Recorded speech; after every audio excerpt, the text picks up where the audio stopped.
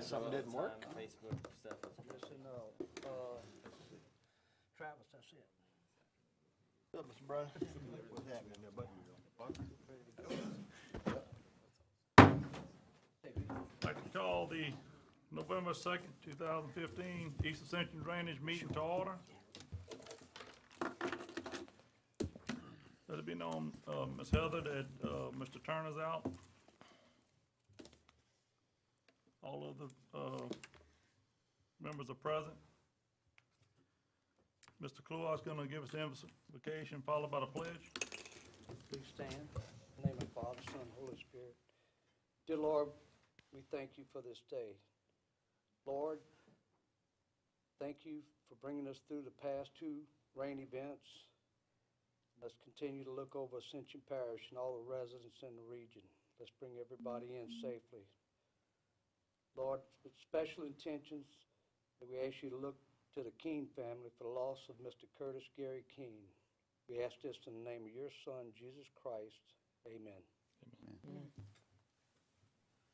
I pledge allegiance to the flag of the United States of America and to the republic for which it stands, one nation, under God, indivisible, with liberty and justice for all. Thank you, Mr. Kluar. Moving to number 3. Anyone wishing to speak on any agenda item, please sign in with Ms. Heather. Chairman's report, I have none tonight. We'll move straight to number 6. Mr. Rue, drainage report. Yes, sir. I think, did you hand out the reports?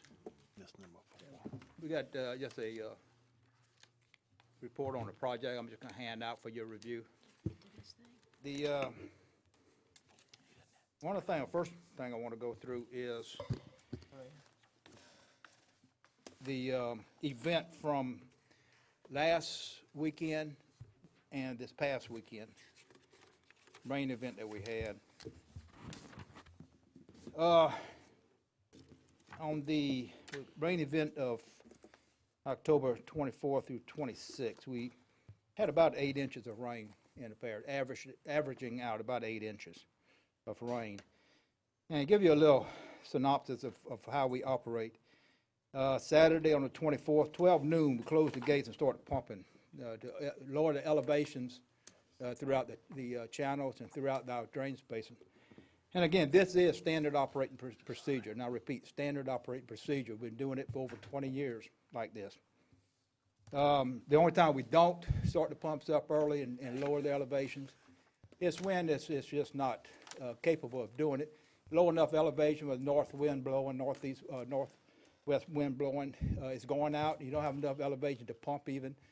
So we let the water go and we wait until the rain event gets closer and the water levels build up, and then we'll start the pumps. But again, on this situation, we rode around that afternoon. We discovered that it had a lot of water coming in through the gates. We had a heavy gust, heavy wind, southeast wind blowing. It's actually raising the elevations in the lower end of the parish, all through Santa Maria, AC, what we call the split log area.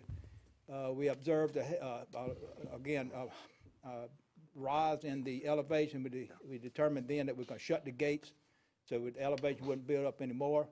And at that point in time, we started pumping. We lowered the elevation to about a 0, and we kept it there. Kept it at about a 0.5 throughout the event. And really, rain didn't really start until Sunday. So we went Saturday and Saturday night, kept keeping the elevation at the low levels because we wasn't quite sure when the rain event would start.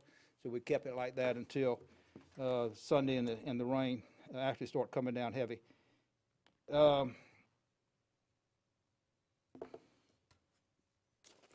And again, the east and southeast wind, heavy gusts, and sometimes we had between 50 and 20 miles an hour.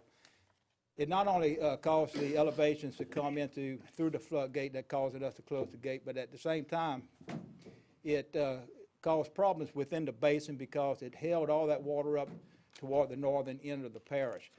And like I said, we kept the elevation at the pump station at about a 0.5 through the whole event, but at the same time, we had water at the level, probably at the at the overtopping some of the channels in upper part of the parish. And the reason for that is the wind.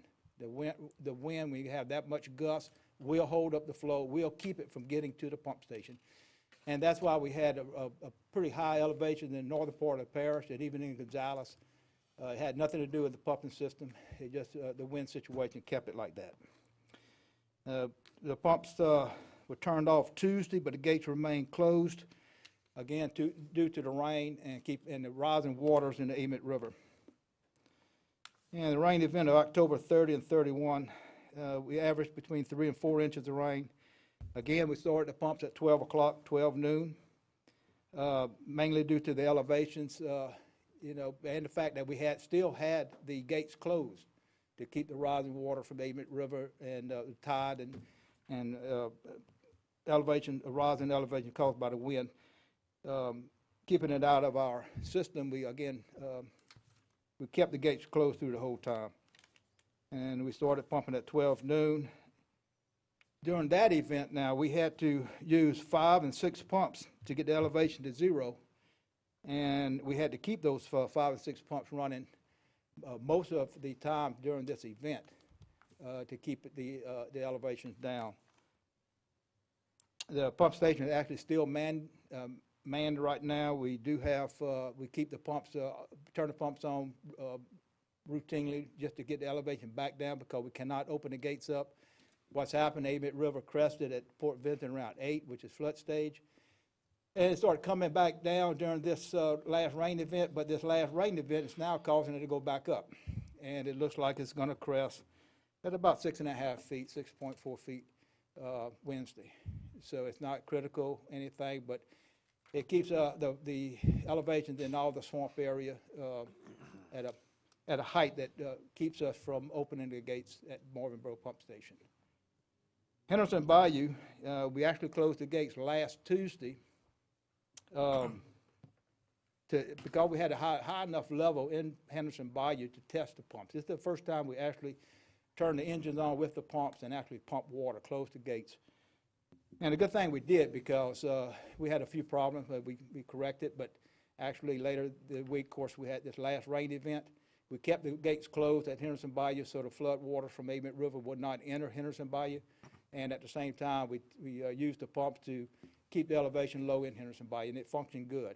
We had no problems within Henderson Bayou, mainly because of this. If we would not have had this pump station and floodgate, the elevations would have risen in Henderson Bayou, and all the lower areas around the lake and up Henderson Bayou Road and everything would have experienced some flooding situations. Not critical, but again, they did not experience any at all because of the pumping station. And basically, that's it. Again, I want to remind everybody that the Amite River going back up, it is not critical, but we are looking at everything, and we're going to keep the pump stations fueled and ready to go in case something happens at the end of the week. Mr. President? Yes, I want to thank all of our workers that went out during this time and, again, did an excellent job. And, I got one more drainage meeting after the night, and just want to take this opportunity to thank all those guys for the last 7, almost 8 years for the job that they've done. And want to thank all you guys for doing things that never have been accomplished before. You did. We finished the Henderson Bayou pump station. We added another pump at Marvinboro. We're building the, hopefully soon to get the permit for the Laurel Reed Levee extension, and did a lot of work on the canals and continue to do so. Hopefully we can get the Alligator Bayou situation done. So, it's just kind of take offense with all the work that we've done over these years to have people say that we don't have a drainage plan and don't have an operational plan for the pumps.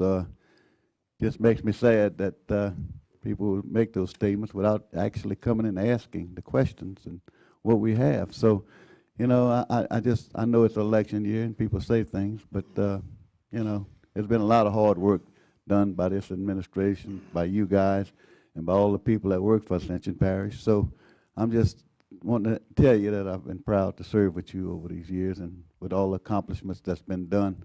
I hope that it doesn't get minimized during an election year. So thank you. Appreciate it, Mr. President. I'll be glad to answer any questions, in particular questions, Councilman. We'll start off with Mr. Sadley. I don't have anything, Mr. Chairman. Mr. Cloy. I don't have nothing to build. Mr. Shakes now? Yeah, Bill, any progress lately on the weir on, maybe? I talked to Volkert, who has the contract to do some improvement, engineering on the improvements. And I think they had the result of their evaluation analysis showed where doing it away was designed by another engineering firm. Would cost, I think, $8 million or an enormous amount of money. I talked to Volkert, and what they're going to do is go back and look at some alternatives that would provide the same protection, the same result for us putting water back down Old Amite, and at the same time, handling the situation at the weir without going a full-blown replacement of the existing weir, the exact area that is now has riprap and rocks on, maybe readjusting and getting less of an area, but some way of providing the same protection. Because basically you want to dam it off there, and you may not need as much area raised. And they're going back and look at the situation and see if they can come up with an alternative that would cost less money. Well, yeah, Mr. President. Yeah, I mean, the estimate we got right now is $8 million. Well, you know good and well, whenever, they ask an engineering firm what they think we ought to do on something like the weir, it's gonna come in at $8 million. Yep. And that's what I told them. It's very simple. All we gotta do is go put rocks. And I just, for the life of me, I agree 100%. That's exactly what I told them. So, they had rocks there, it worked fine for years and years and years and years, and it subsided. That's it. That's the only thing that happened. And all we have to do is replace the rocks and return it to where it was designed, and it's gonna work fine. And for the life of me, we have the task to maintain that thing. Why are we not maintaining it? Why not we go put rocks on it?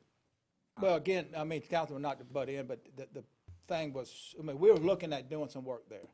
And then the whole issue of, redirecting more flow down Old Amite River, and also for environmental concerns, this got involved, and then PLD got involved, and one thing led to another, and all of a sudden, here, Volkert with the contract.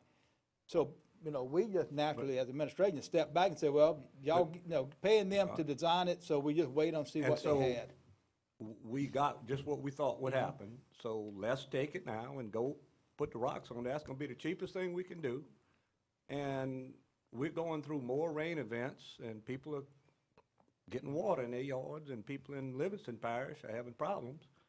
And they're gonna still have some problems, but at least the river will be like it was supposed to, like it was designed to. And, some of that river needs to be scoured out again, where it was 40 feet before, it's 20 feet. And basically the DEQ study that we had is it's a dying river. And I just can't, for the life of me, we've been talking about it for 3-4 years, let's go fix it. And, Well, there is one other issue that, we can discount, we can throw it out the window. It's two things out there that the engineering firm, not this engineer, but the other engineering firm that modeled everything said needed to be done. One is raising the height of the weir itself, the rocks. The also is adjusting the elevations and redesign the boatway to let channel less water through it and force more water to go the other way than what they call a hydraulic jump. Right. Raise the bottom up, fill it. But to do that, you got to fill in that 30-foot hole that they got that's scoured out. All of that got to be filled in. And the hardest part of the whole thing is readjusting that boatway. Now, we never even figured that. We weren't even considering it. Only thing we were considering is going in and putting rocks on the existing weir. So, I mean, do we go back and just put rocks on the weir, or do we go back and engineer, which is a much major problem, is it re-engineering or redoing the boatway itself. It's just more rocks. And, With So- that, and then the other thing is the progress on the airline canal. we tried doing it, and it's too deep for our machine to function in it because it'll tilt. We cannot work on the other property along the other side of the bank line. We'd rather not work on the airline side because of liability issues, and so we got to work from the center. And this is something that we're gonna go out for qualification. We have to probably go out for bid because the money's it's up there at 1.5 million, 1.8 million probably estimate. So we got to go out for a bid on this, and we're putting together the bid documents right now, specifications of what we're gonna be asking for. Can we replace the culverts on the driveways with Well, big that's, box culverts or we- bridges? 'Cause right, well, there are some pretty large covers, and we need to really look at it, but my main problem is, and we have to get some engineering involved with it, what would it do with the box covers going under the interstate, because that's really a good bottleneck right there, they're sunken down too low. What do we do there to open that up, or at least to be able to evacuate the water out from under the interstate there? Because if you change the other stuff and it's bottlenecked right there, it really doesn't serve a purpose. I But think so- there's, what, 4 major box culverts across there? It's a major one, but the problem is they're sunken down so low, And you can't even find them. And we did that in Donaldsonville. We used that state machine, and they blew all those culverts out across from CF, and it did a great job. So that's one thing to think about. We could- So we're looking at it, but it will not keep us from going in and doing some cleanup of the channel, up to that point, which is what we're gonna be taking, some bids on and, working out the specifications of that. And as far as everything else with the rain, I mean, everybody did a great job. A lot of the stuff that was done is working, especially. And going back, like I said before, what was happening at the pump station, and I called you up, Councilman, at the time, I was sitting at the bridge at Conway crosses Airline Highway during the beginning of that event, and with enough wind blowing and everything, and actually, there were logs and debris going upstream of Conway at a pretty good clip. And that's what I called him up and said, look, it's filling up Conway, we can't do anything about it. The wind and tide is causing it. And it's gonna cause some problem in Conway. It didn't get to be that major of a problem, but everything started filling up pretty fast. Yeah, it came up to about 4 feet, 5 feet, but that's still lower than the upstream. So. But I want everybody, the people there to understand it, the drainage function is just the fact that the wind and the elevation of the Amite River coming up forced the issues in there and not purely drainage. Thank you, Bill. Back up, Mr. Kluwak, go ahead. Yeah, Bill, I somewhat agree with Ken on the weir. And, the original design of the weir did not have necessarily a boat channel type thing in it. And that would be the new design, be a little bit tougher to do. I agree with Kent that we gotta wash out, we can build up with rocks. And, I got a number of people on both sides of that canal right there that, everybody's done got used to years of running some of the biggest boats through there, okay? I remember having to pull my boat across it and pick the motor up and put it down on the other side. I mean, I think we just need to make a decision. And in fact, you can, What design we want on this, because that. if you want me to go forward, I mean, just tell me now that you don't have to vote on anything, if the wishes of the board for me to proceed with our own design. Again, Alan did a lot of work on it already, before we knew that, other entities was gonna get involved. We So if you want us know to- that down the road, the Amite River's silting in, it's gonna have to be dredged, and that's a big project for somebody bigger than us. But, The only thing we're gonna look at is replacing the rock, raising the elevation to what it was originally, and get protection right there. And we already started getting estimates on that and a way of doing it. Again, Alan was in charge of it and did a pretty good bit of work on it already. I think that's what Mr. Chicken's what we're looking pointing at, for. right, Kent? Yeah. That's what you're Come looking back at. with that quote. We can do that within the original design. Yeah. What's that? No. Anyway, we'll look into it and I would very strongly like to have y'all come over here at the next meeting. Yeah, we and- can come to the and give us next meeting and something give you that some- we can vote on and get moving. I we'll give you mean, some details on it at the next. Nothing has changed Yeah. in 4 years. Right. And we keep coming back to the same thing. And if we go back to another engineering firm with no clear direction on what they should do, we're gonna get we might get a $10 million project. You Yeah, know, if I'd be an engineering firm, that's what I would do. We'll put together some numbers. Again, what we're basically doing before is looking at replacing the pilings and doing it from a safety standpoint. And then we're getting ready to get the estimates on the rocks and where we get it from, the cost of transportation and stuff. But we'll work on it. Appreciate that, Mr. That'll be a Rhodes. job that's contracted out anyway. Yeah. It will. Thank you, Mr. Shea. One quick thing. Hey, Bill, I'd asked the chairman to come back to me. Can we get an update on the Law Ridge levy extension? Well, Where we had stand? the last stage, and we had to do a bald eagle survey, request from the Corps as part of our permit. So they're completing that, and that's the last stage, of the last request we got from the Law Ridge, and as far as the Corps comments, and as soon as we get back to them, which should be shortly, within a week or so, then we're just basically waiting on them. Yeah. Uh, I on just the saw them permit. being addressed by constituents, whether that last little part in the back of the lake back there, whether that last part's in, or we in our final submission with the revised alignment, and, and just a little explanation of what we ran into at the Corps for the original alignment versus the revised alignment.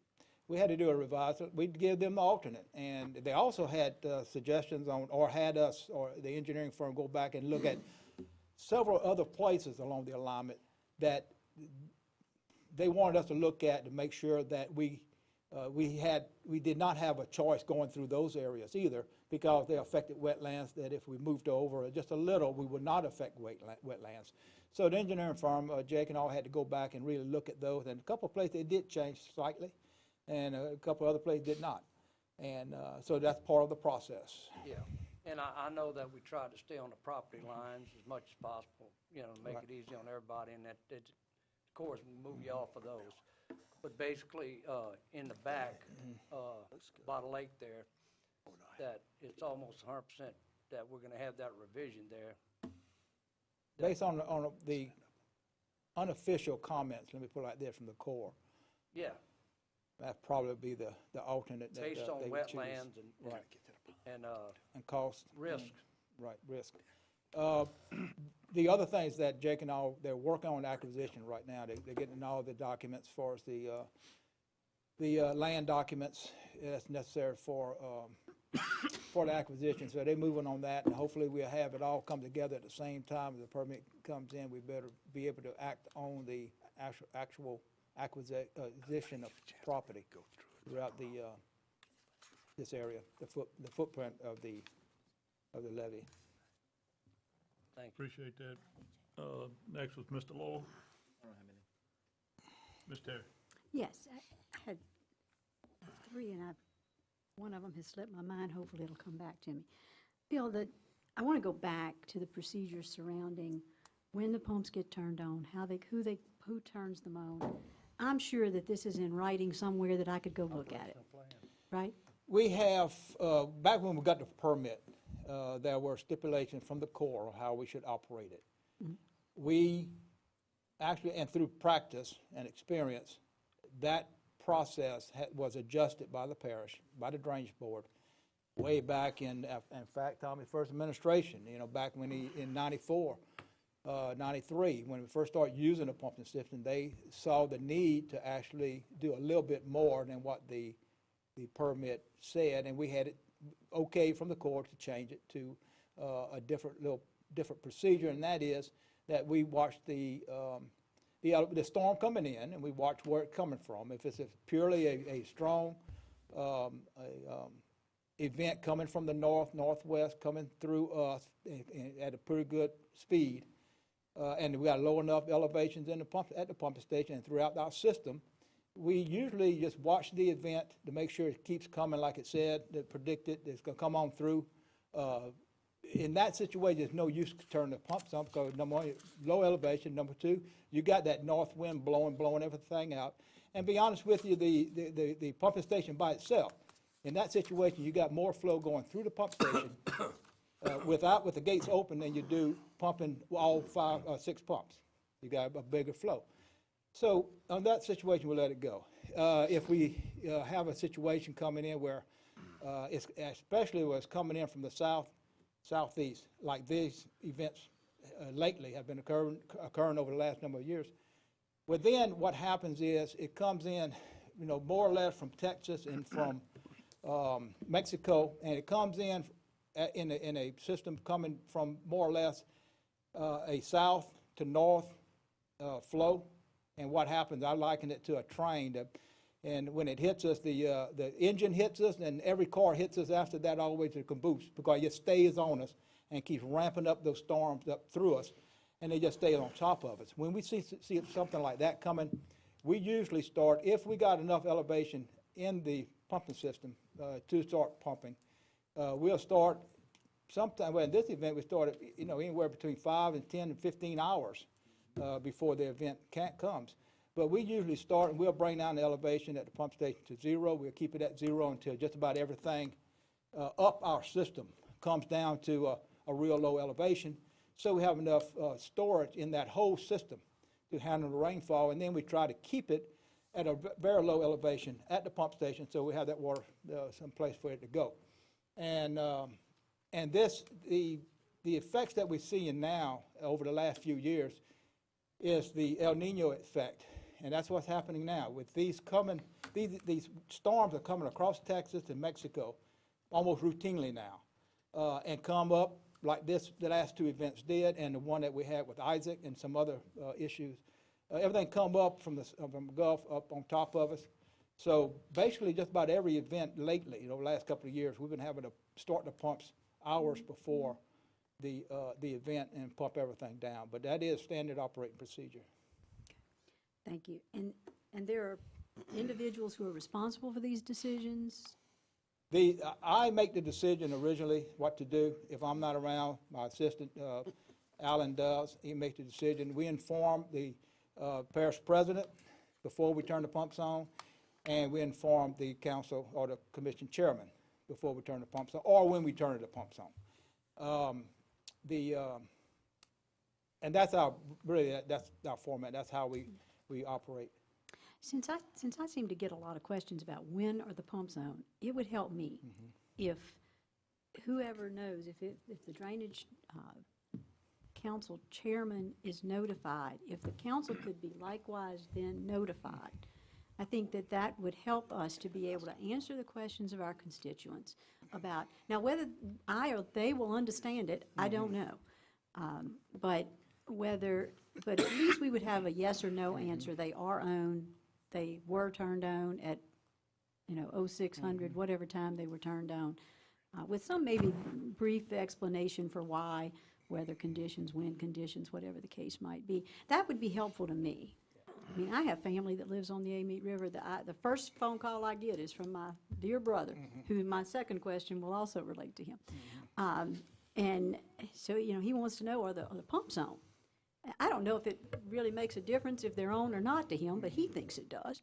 And so I would really like to be able at least to answer that question. The next phone call I get will be from someone on Alligator back on the ridge who wants to know, are the pumps on?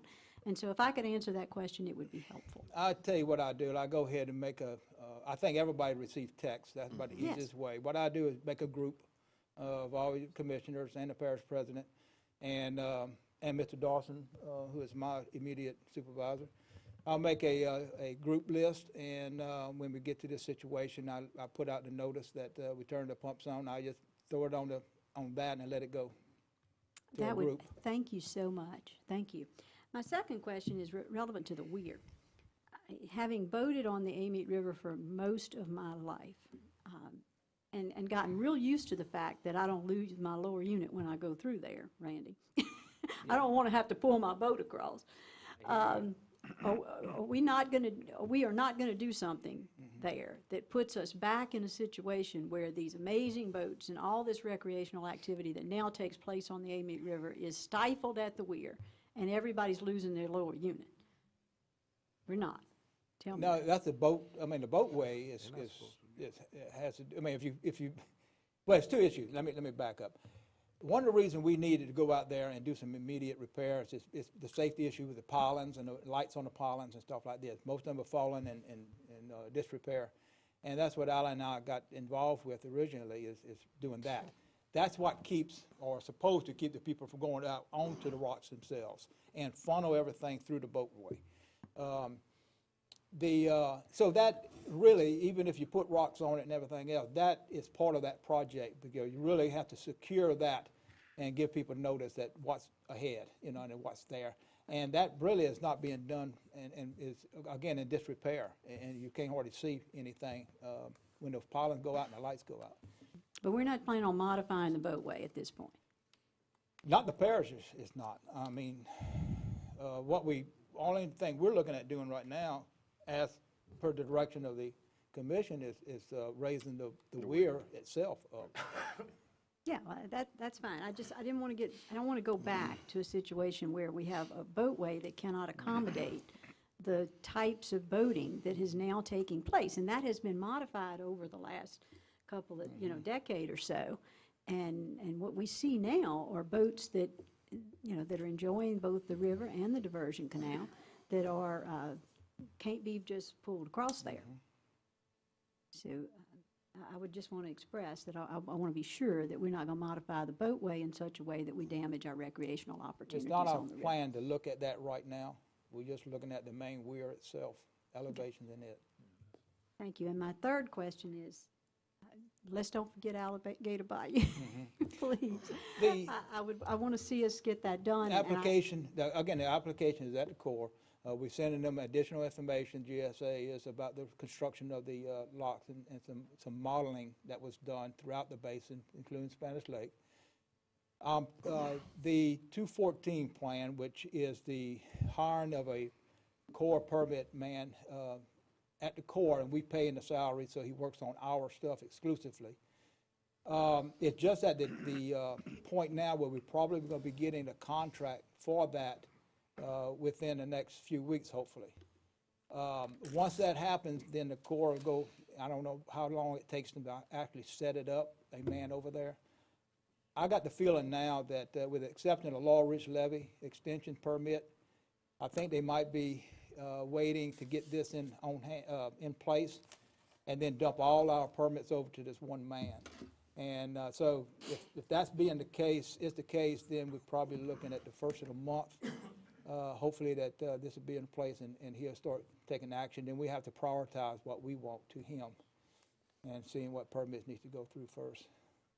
But that's when I can give you a little bit better answer as far as when we might be receiving the permit. Okay. And do we have any knowledge of I know the work is continuing back there that is in the early stages of this project, and that is ongoing, as I understand from the report I saw today. I think they're waiting on some materials. We're looking at ordering some all the covers that's needed, and we're going to be going back and going back to the lower end of the channel and coming up and revising the slope and replacing the covers as we come up. But we are ordering all the material now. Thank you. Thank you, Bill, so much. You have something to add, Mr. Kluwer, to them? Yeah, just if somebody can pass back to the council here the original, how the weir was set up versus where we're going, because to bring the weir back to where it was back in the day, maybe the original design might put you getting out and paddling your boat across there. Okay, so this is an issue that's going to be flip-flop on both. There can be people on both sides of this issue. They want to do this, but they need the weir. So, and the Corps will probably be the final say-so about where what we can do to it. But I think this is an issue that's going to be somewhat like the operating plan for Alligator Bayou that we fought 6, 7 years ago. And at the end of the day, they went back to the original operating plan, and it made some people happy, made some people sad. But the weir, I think, unless I'm wrong, on this original design and the original elevations, Councilman Shakespeare can correct me if I'm wrong, that there's probably the boat channel wasn't the biggest and the baddest in the world that we would like to throw the big boats we got on the river right now on. So that might be the $8 million plan to make it compatible for both worlds. Again, we'll come back first next month, next meeting. We'll have some more information for you. You finished, Mr. Terry? Yeah, very much so. Thank you. Mr. Lambert? Yeah, Bill, I know I talked to you a little bit by text on the bulkhead. Timeline on when now we'll be able to get that bulkhead. I know the problem has been the contractor being booked up. You know, we approved this back in mid-year 2014, and here it is, mid-year 2015, and the bulkhead is not built yet, and the house is getting more and more closer to the edge of this, you know, issues. And The bulkhead a lot of is- hardship on the elderly. Again, the bulkhead, we don't build bulkheads. Right. So the commission voted to allocate money to rebuild it. The original contractor estimated the job and became, I guess, busy to the point of not able to get to it until now, actually. Or he finally came back last week with a material list that he needs for the job, that job and another job that y'all approved. And so hopefully soon as we get the material in, he'll be able to start it. But that's his discretion on when he can start it. We don't get involved. The only thing we do is contract with him. We'll give an end date of when it has to be completed, part of his contract. And he's doing it all from the riverside barge, pretty much. This is the original contractor. Now, I'm not sure where he's doing it. The other contractors that were contacted to give us a bid on this job, which all of them refused to, said that they had to work, if they did it, they had to work from either the other side or from the channel. And for that reason, the cost escalated to the point it's not reasonable. And even in that case, a couple of contractors refused to do it at any price because of the liability of how close it is to the house and the sewer system and stuff like this. Again, we did everything we could to find a contractor to go do it. Yeah. And because of the circumstances, they refused because of liability or insurance that was needed and stuff like this. Well, last time I talked to, I guess, the son-in-law, which I'm good friends with, he was supposed to be speaking with the contractor, and that was over a year ago, and I thought things were moving forward, so I was just questioning on the timeline. That's one of the situations that we get stuck in the middle and be blamed for, but we did everything we could to find somebody to do it. And I realize that, and that's why I wanted, you know, in the public kind of make that known, you know. One other thing, I know it's another thing with the Corps. You know, I was at the public hearing with Randy over there on his project at the lake back there with the Low-Ridge Levee, and now they're changing they're saying the Corps is telling us we have to change the direction from what we agreed on originally. And we're gonna leave 3 residents out of the picture there that's gonna be on the inland side of that flood wall, and, you know, they all got major concerns, you know. It's another media issue that we had this week on the news with them riding it, you know. And But on that situation, Councilman, and again, the Corps don't tell you where to put it. Only thing they do, the way they handle this is they look at the plans and they see where the environmental impacts are. And if they see a situation where they deem it necessary to readjust the alignment to avoid wetlands, they usually come back to us and basically say, can you find an alternative? And it's a short way of saying, you may not get permit unless you can keep out of this area, because we don't find enough reason to put it there. Spend a lot of money, damage wetlands, and you're not providing any safety for the residents as far as their structures. The land floods, but the structures don't. And in that situation, a lot of times the Corps back off and say, look, it costs too much, and it do much damage, and you're not getting any benefit from it. it didn't flood now, but with that levee there, has any hydraulic study been said? You know, how much is that water gonna rise on that side of the levee? It's very, very minor. We did a full hydrologic study of that. We also did it as part, way back when we did the Henderson Bayou. And we put the Henderson Bayou in, it proved the study that was done that it would not cause a problem. And we even added to that with the Low-Ridge Levee extension, and it's still not a problem because of the vast amount of area downstream. Yeah. And I understand the Corps. I talked to Jake lengthily also. Yeah, I think he's wanting to. Jake, you had something to add? Hey, my name is Jake Lambert. I'm an engineer with Glenn Shaheen and Associates. I can offer two things to you in regards to your questions. Number one, with regards to the alignment, the Corps, by their statute, requires as it affects impacted wetlands, in this order, first you must avoid the wetlands, then you minimize the impact to the wetlands, and then thirdly, if you have to impact wetlands, then you have to mitigate those impacts. And so if we were to completely avoid all wetlands on this project, we don't have a project. You know, we all know this. We've been through this several times. Where we're at right now is we're working with the Corps to minimize those impacts. And we've been through every inch of this alignment to snake it and jog it where we can minimize. This was one area that unfortunately we had a significant amount of impacts to the wetlands, the environment, and they strongly recommended that we investigate an alternative. And that's really where it's at. They don't tell you, but they strongly recommend that we find ways to minimize. Yeah. And that's where we're at on that. In regards to your second question about impacts to the areas that on the unprotected side or on the flood side of the levee, that was some of the comments that we've addressed with the Corps, working on still providing them additional information. And the water that is going to be displaced by this levee, we have ran some simulations and some evaluations to determine what those impacts will be, and they are very, very, very minimal.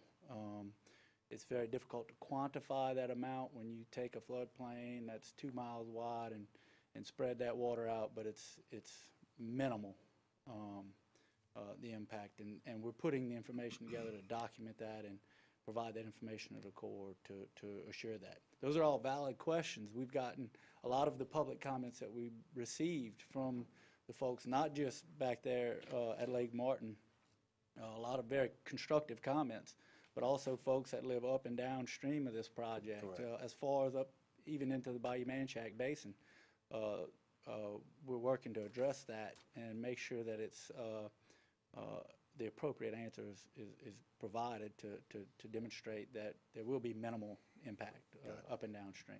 Thank you, Jake. So, I only have one other thing, and basically what Tommy said earlier. As far as a plan, yes, we got a plan as far as pumping stations.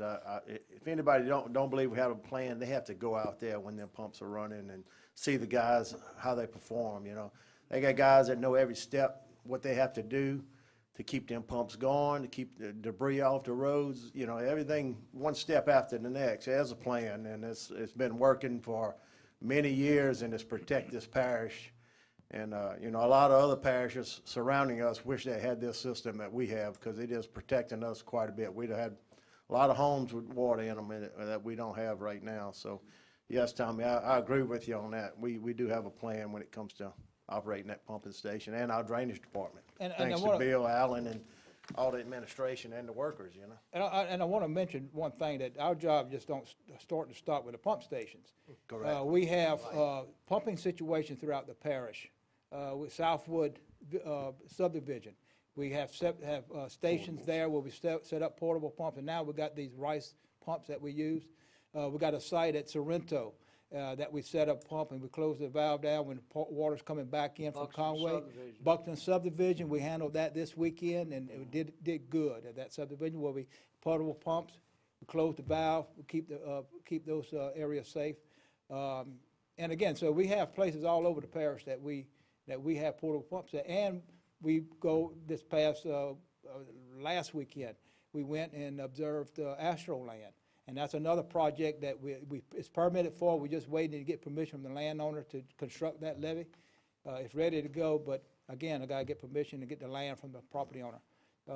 But we go and review that. We brought sandbags, called the parish president. He said, mobilize some sandbags, so we brought it out to Astroland. We brought some sandbags out to the lake area, and we had more sandbags being filled while we were doing all of this. So, again, the pump station is just one aspect, but we all over the parish with crews and inspecting and manning these other areas. So that's all part of it. Yeah, I think this board is, you know, very proud of the drainage department that we do have, you know, and I want to commend all of them on that.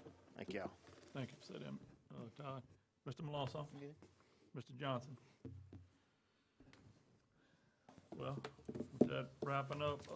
We're gonna move back to number 4, the acceptance of minutes for the September 14th and October 5th. Motion. Moved by Mr. Cluart, second by Mr. Melanson.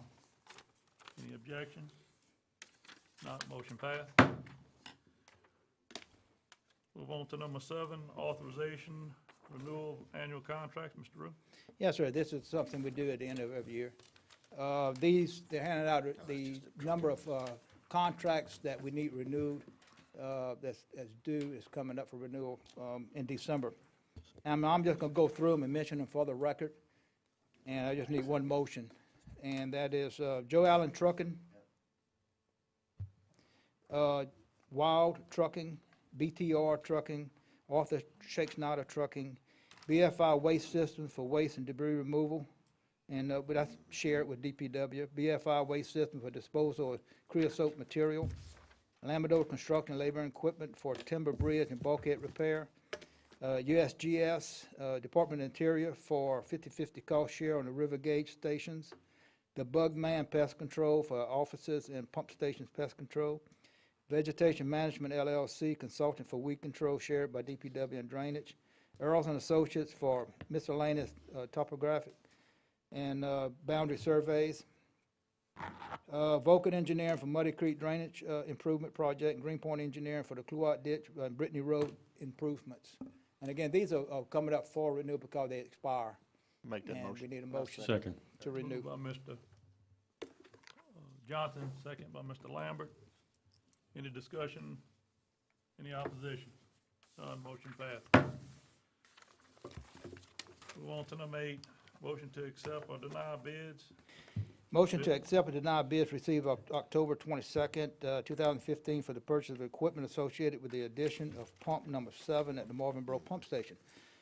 We only received one bid, and that's in the amount of $5,497,000. We recommend to reject the bid. What happened on this is we took the recommendation of the engineering firm that's doing the design and construction management of this project. The recommendation was to go for a procurement bid first, because it takes so long to build this equipment. It takes 9 to 10 months. Right. And then sometime later during the year, when getting close to receiving the equipment, to go for the actual bid for installation. Hindsight proved that that maybe wasn't the right decision. What we recommend to do now is reject this bid because of budget reasons, and to immediately go, as soon as possible, go for a bid for one contract to do installation and procurement, like a So standard moved. contract is. Second. Moved by Mr. Shakespeare, second by Mr. Sadler. Any objection to the motion? Not, motion passed. Thank you for watching all that, Bill. Move on to number 9, the adoption of the East Ascension Consolidated Gravity Drainage, District Number 1, the policy and procedures. Bill? Yes, sir. What we have, and we handed out to everybody before, I need to send everybody another copy. We have a policy and procedure manual that we put all our policies in, and that has to do with the bridge repair and cover replacement and such. Drainage impact study policy number 9 is number 9 in that policy book, and it has to do with the development drainage impact study requirements and specifications. And we're asking for the Drainage Board to accept this policy as part of our policy and procedure manual.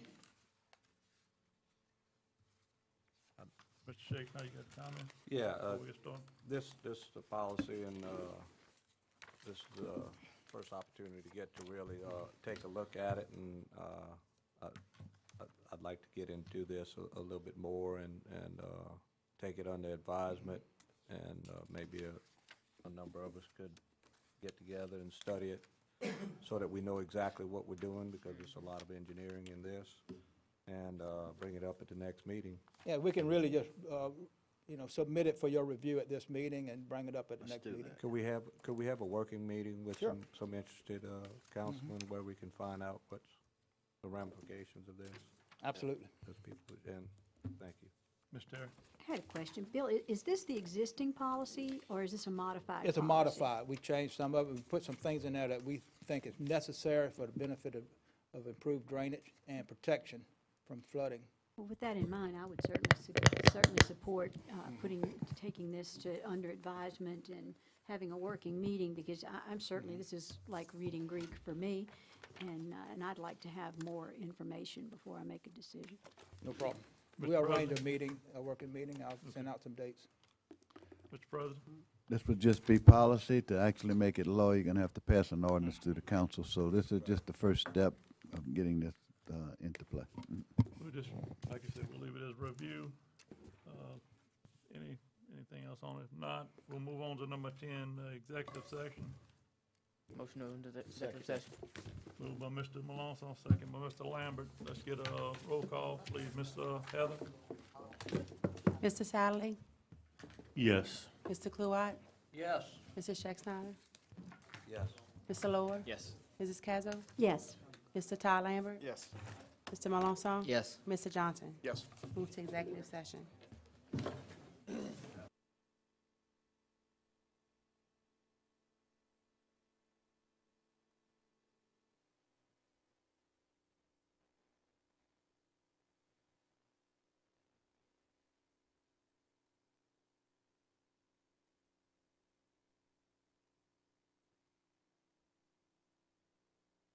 I think the Giants have to Louisiana players. Motion to reconvene. Second. Motion by Mr. Lambert to reconvene, second by Mr. Sadlerly. On number 10, in executive session, was just updated. Legal will come back at a later date with some recommendations. Motion adjourned, Mr. Chairman. Moved by Second. Mr. Lambert to adjourn, second by Mr. Melanson. We adjourn.